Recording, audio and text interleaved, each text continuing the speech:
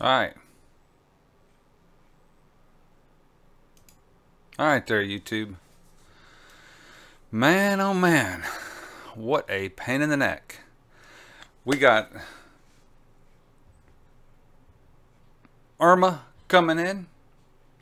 I'm sure let me get my settings up here so that I can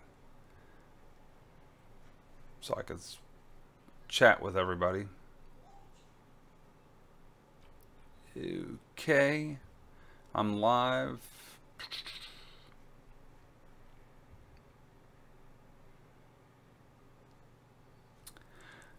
Explain to you what I'm doing. All right. All right, I got the live chat up. I don't really need that for now.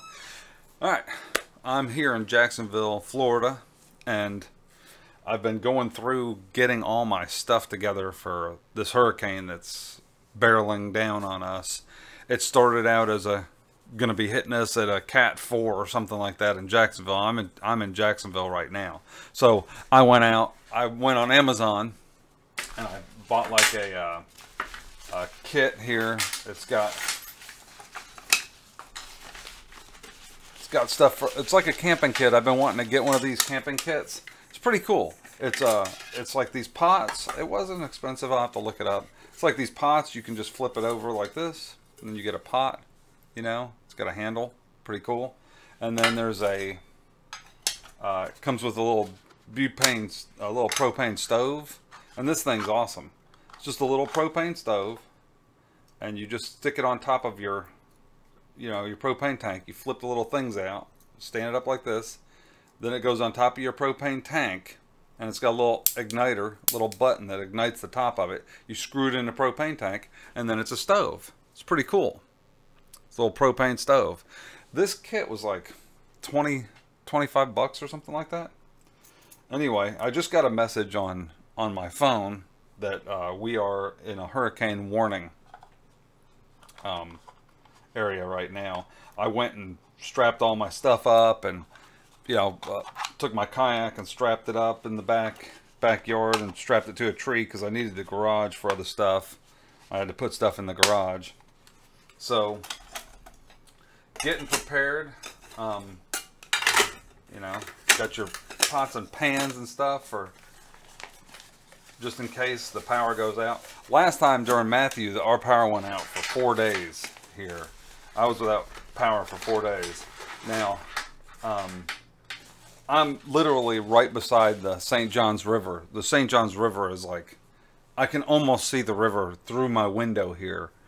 But I'm at a high area, so down at the bottom of the hill from me, if I go down my road to the bottom of the hill is a marina, and the river's right there. But it's up a hill, so I'm actually in Zone C. Zone A and B as mandatory evacuation, which Zone B is like right down the road from me. So I had a wedding today. I was supposed to be shooting a wedding. Somebody sent me a message.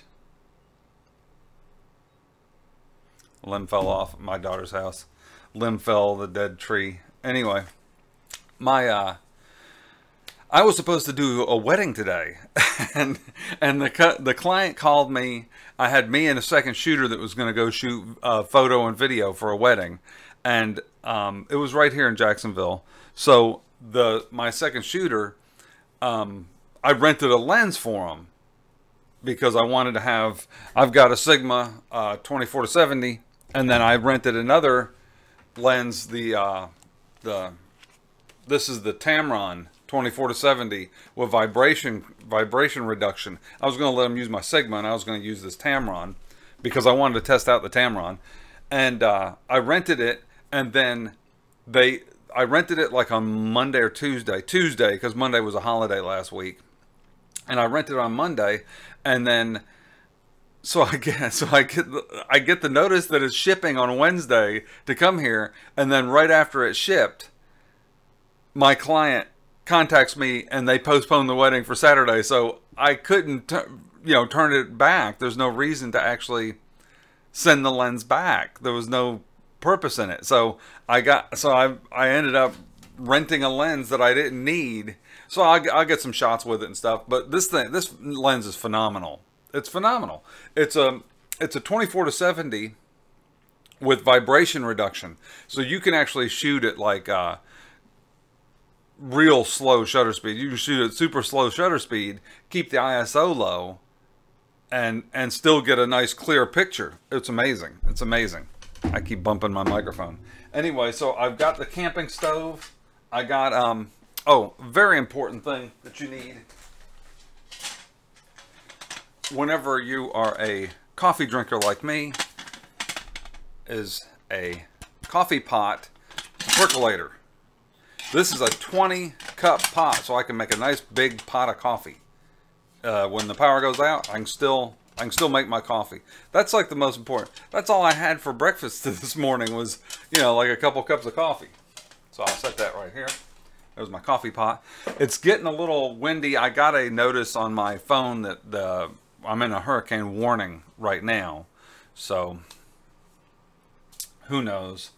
The other preparedness things that I have to do is my computer. There's a few things that are the most important things that you have to think about during a hurricane and when you're going to be without power. Get your gear and put your cameras and stuff in a safe place, preferably in like plastic bags or something like that, and store them in something like a hard case, a waterproof case, something like that. Take your memory cards, all my memory cards from my weddings. I shot 2 weddings over the weekend. I'm going to post a little vlog about that because I made a vlog when I was on my way up there this last weekend.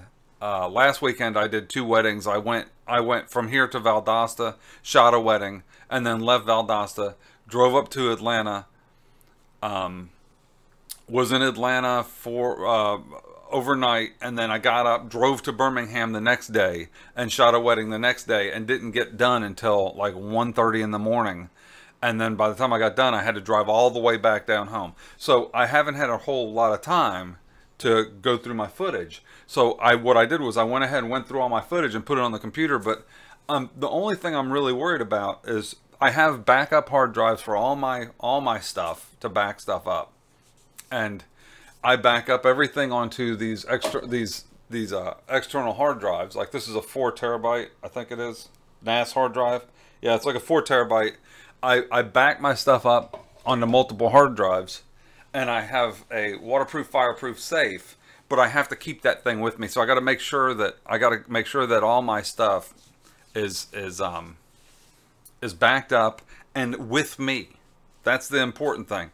Equipment I can replace. Computer I can replace. Monitors I can replace. I can't replace printed pictures that are, you know, very valuable. Paperwork that's very valuable, like my business license information, my IRS documents, stuff like that. Any of that kind of stuff you got to keep, and make sure you keep it with you or keep it in a place where you can get it and leave with it or whatever. And the next thing is footage from weddings. This is like a super, super important thing. So I'm tempted to just take my tower and just, you know, wrap it up in plastic and unplug it tomorrow night. It's Saturday right now, so it's supposed to hit us on Sunday.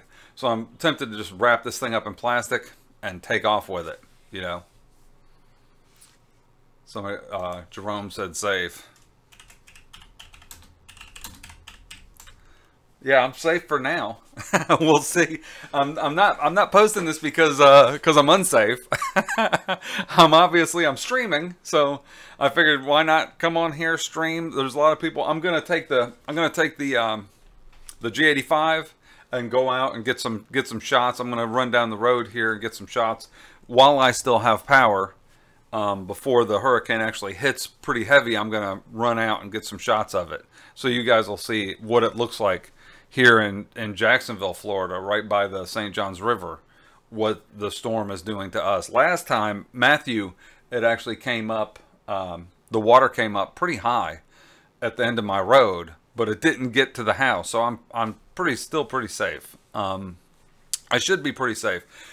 The thing you have to watch out for is the big trees falling. Oops, I keep bumping this microphone. The big trees falling, So I've got behind the house, there's one big tree I'm worried about. I have a kayak, so I could always take my kayak and, you know, paddle off into the wild blue yonder. Yeah, right. Me out there in a kayak with the storm hitting, not tossing me around. I don't think so. But I'll come on here again when it gets a little closer before my power goes out. Probably tomorrow. I'm probably going to do another live stream tomorrow and let everybody know what's going on. But today I'm just kind of talking about preparedness and how to get prepared for the hurricane and how important it is to make sure if you're going to be staying in an area. So I'm close enough to the ocean where I probably should have left. But the thing is they always get it wrong. You know, they always get the hurricane wrong. First, they said it was going to come up our coast, which is the west, the east coast. It was going to come up the east coast and be a Cat 4 by the time it hit here. And then they changed that to it was going to go through the middle of the state, now to more to the west side and the Gulf side. So I'm not sure exactly where it's going to hit. If it comes up the middle of the state, then it'll probably be a Cat 1 by the time it gets here. And Matthew was a Cat 2 when it got here. I'm hoping it's a Cat 6E. that's a data cable. But anyway, so you know, when you're trying to get stuff prepared, you need to either pack your car up if you can with your valuables and take off. But I checked and the highway was completely blocked off going north, and me getting on the highway, I wouldn't be able to go hardly anywhere anyway that wouldn't be out of the way of the storm unless I like went all the way over to Alabama somewhere. So all I'd be doing would be causing more traffic and causing people that were living farther south of me that needed to get out of town. I would be causing them even longer times to get out of town. They needed to leave. I didn't really need to leave. I'm not even in a mandatory evacuation yet. So I decided to go ahead and stay. So I'm staying and preparing for Hurricane Irma. See what happens. Anyway, back to my preparedness. So I'm getting my cards, all my memory cards. I've got a ton of them. They have stuff on them. I'm going to pack them up. Now, I could just pull the drives out of my computer. The heck with just the computer itself. Just pull the drives out. They slide out. Take them, put them in my fireproof, waterproof safe, and take those with me. And that would be easier than taking the whole case. But I don't want. I built this Ryzen system. I don't want it to mess up. So this is important to me. I'll probably just take the whole case, right? All right. So anyway, get your bags, get your stuff. Get if you're gonna be hanging out, get a generator. I'm gonna buy a generator next time. Last time I said I should buy a generator because everybody gets a generator and then they sell them on YouTube and eBay and you know, on Craigslist, or not on YouTube. I guess they could sell them on YouTube. They sell them on Craigslist and stuff like that and ask, you know, $800 for a $400 generator, which is fine, really. If you think about it, I'll give you an example of something that happened. People talk about all this price gouging, and I'll explain something. That's the free market. I know a lot of people are like, well, that's wrong. It's wrong. And it is wrong to, you know, if you are the only supplier of, say, water, and there's people dying of thirst, and you won't give them water unless they give you $20. That's wrong. There's people that are, you know, that need water. You help people out. You should be helping people out if you can. But my son-in-law, the other day, I went to my daughter's house, and there's a Walmart grocery store right up the road from her. So I said, when I was leaving, I said, I'm going to stop off at that Walmart and get a few things just to prepare, you know, canned goods and stuff that I was low on canned goods. And I know that that's something that I can always open with a manual can opener, and I can eat even if there's, you know, if I'm without power for a week. So I went and grabbed a bunch of stuff. So I went over to the water aisle, and it was completely empty. And the reason why the water was empty was because Walmart did not charge more for the water. They kept the water at at the price, and now it was gone. So I couldn't get water from the Walmart. Even though I had enough money to pay more for the water, I couldn't. So people went in, rushed in, grabbed all the water, and this is like Wednesday. So my son-in-law posted on Facebook like a few hours later after I left there and got back home, and he posted on Facebook that he paid $40 for a case of water, which is the value for each bottle. So he paid retail price for each bottle of water from the 7-Eleven, which is across the street from that Walmart. And everybody was like, oh, price gouging, price gouging. And I thought, but he was able to get water. If they had made the price $1 a bottle, he wouldn't have been able to get the water because there would be no water left. So, I mean, doesn't that make sense? To me, that kind of makes sense. There wouldn't have been water at that 7-Eleven if they charged $1 a bottle like Walmart did.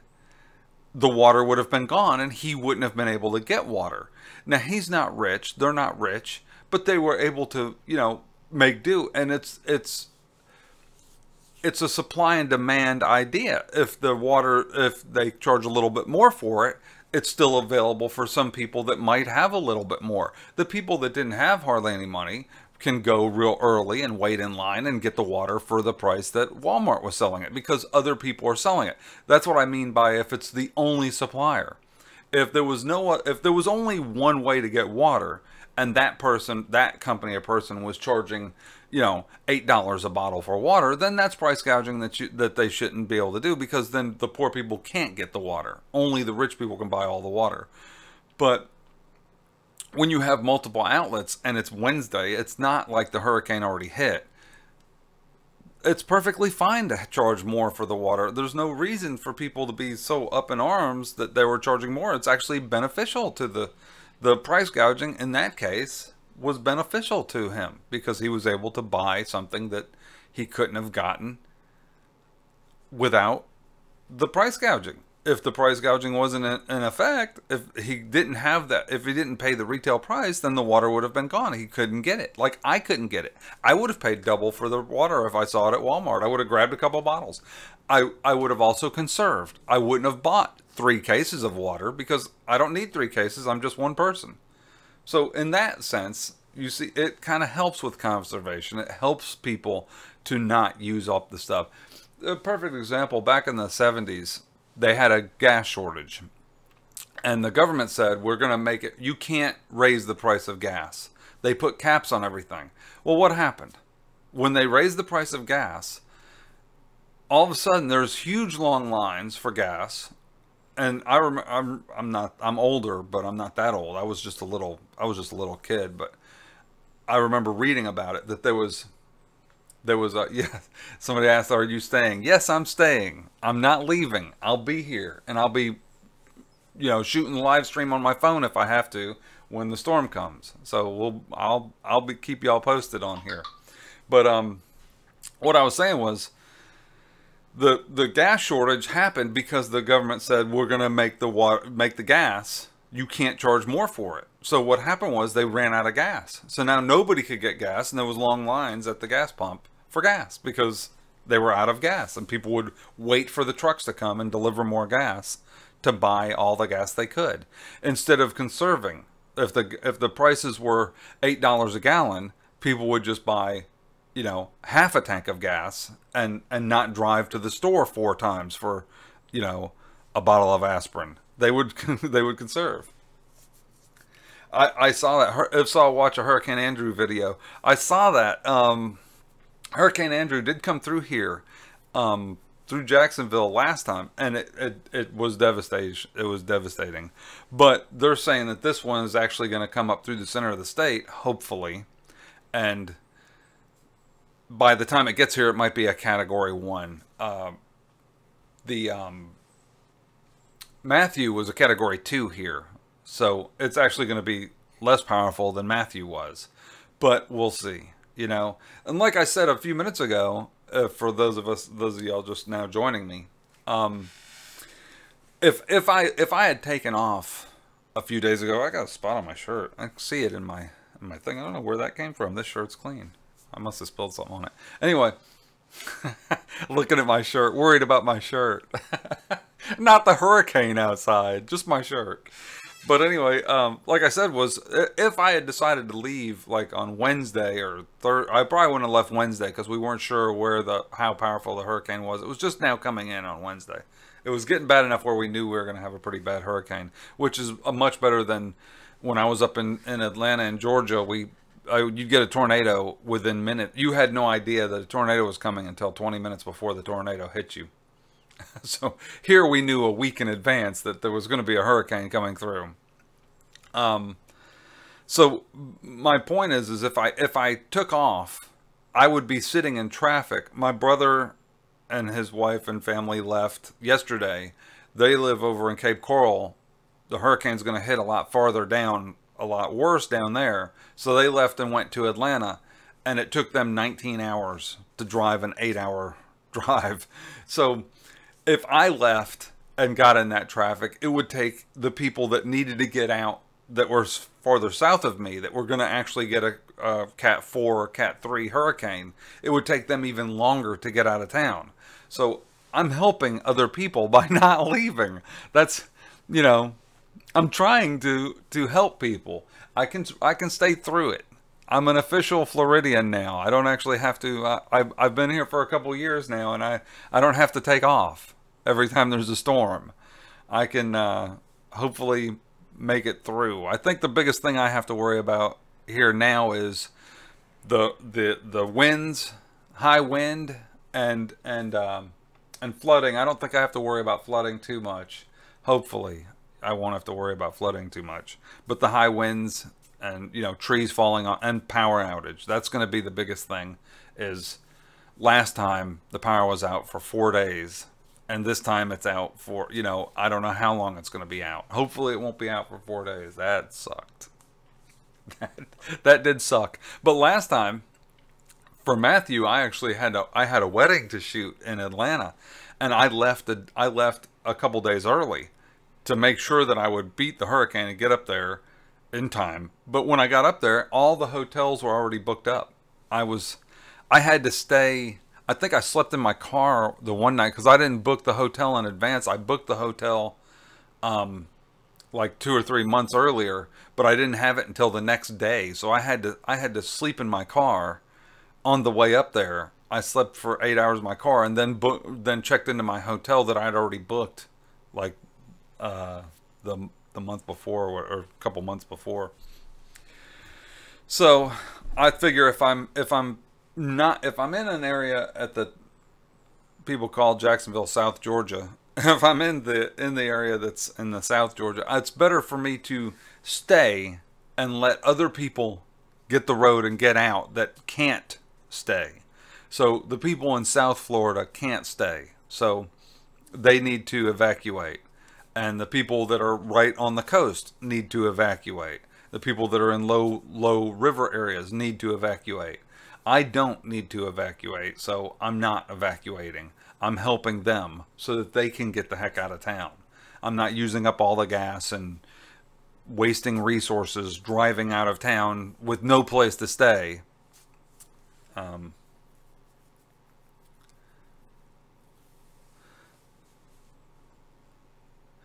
I'm reading what Pop It Good said. Pop It Good. He lives in Lumberton, North Carolina. It's Killjoy City. Yeah, it wasn't forecasted to be bad for y'all, and it wasn't forecasted to be that bad for us here either. I mean, we knew about it. We knew it would be bad, but it ended up not being as bad.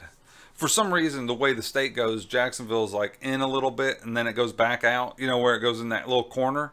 So my spot right here in Jacksonville, it actually hit worse in St. Augustine, which is just south of us, like 30 miles south. It hit worse right there on the coast before it got to Jacksonville, I think because of the little angled dip that the state makes. So before it didn't come in as far as Jacksonville. It's in a little bit. So we'll see. Hopefully it's not, you know, the end of the world for us. We'll see. I usually try to keep a positive outlook on life and a positive outlook on things, and I hope for the best. So I'm gonna pack all my stuff up, my cameras and all my gear up, and get it ready. I don't know if I should just pack it up, put it in the car, and go over to my daughter's house. But their house is actually worse about flooding than my place. We were past flood stage before Matthew. Oh, really? So you guys already had flooding before Matthew came? Yeah. See, we didn't have any flooding here. I guess in some of the lower areas we had some flooding. I noticed that today it started raining a little bit, and I was a little bit worried about that, because if it rains today and then the hurricane comes tomorrow, the ground will already be saturated, and there'll be more flooding. But it stopped. It's not raining. It's cloudy. It's been cloudy for the day, but it's not raining here right now, and hasn't been raining. It sprinkled a little bit earlier today. We get rain every day in Jackson. In Florida, you get rain daily. Oh my gosh, 18 inches. My goodness. Yeah, we didn't get 18 inches. I think we might get they're calling for 10 inches, 8 to 10 inches of rain here, which would put the water right at my doorstep, basically, down the hill. But hopefully it doesn't happen. Well, not really at my doorstep. It puts it about a block away, about a block south of me. I'm on a hill. If I can take my kayak and go down the hill and walk it down to the marina where the St. John's River is. But it's down a hill. So coming back up the hill, I did it once. Walking back up the hill killed me. It's a long walk. It's like two and a half, 3 blocks, and it's uphill the whole way to here. So luckily I'm on the highest part of the hill. And looking at the evacuation map, I'm in section C. Section D, A and B is, A is right beside the river. B is like 2 blocks south of me, 1.5 blocks south of me, and then D is where I am. Or C, A, B, C. I'm in C. So C is like where I am. So that's not, I'm just inside the, yeah. I don't know if that's without storm surge. I don't know. They're saying 10 inches of rain. I'm not sure if that's without storm surge. I could look it up. I don't get local TV. I don't watch TV. I get gigabit internet. So you guys can have a nice, smooth, fast internet experience watching me, seeing all my blemishes.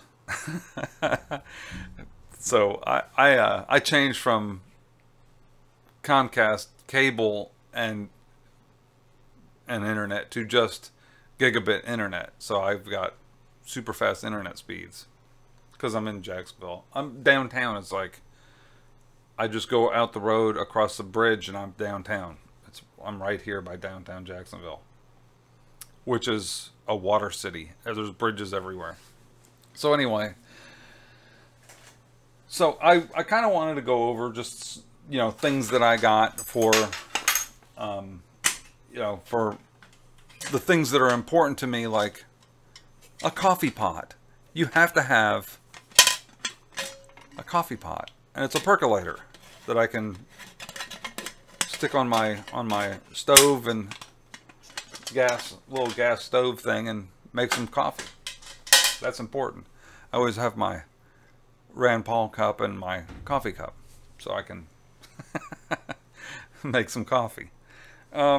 Anyway, I'm gonna close this out real quick because there's not really a whole lot else I can say other than if you're in a bad area, get the heck out. And and I probably should have left, but I don't know exactly where to go. I can go to Atlanta, who's going to get hit by a bad thunderstorm anyway, and then sit in traffic for 8 hours or 15 hours coming back, or I can wait it out and try and let other people that are definitely in a bad area, let them get out of town. So I'm not sitting there wasting gas and wasting resources, wasting fuel and stuff to get out of here.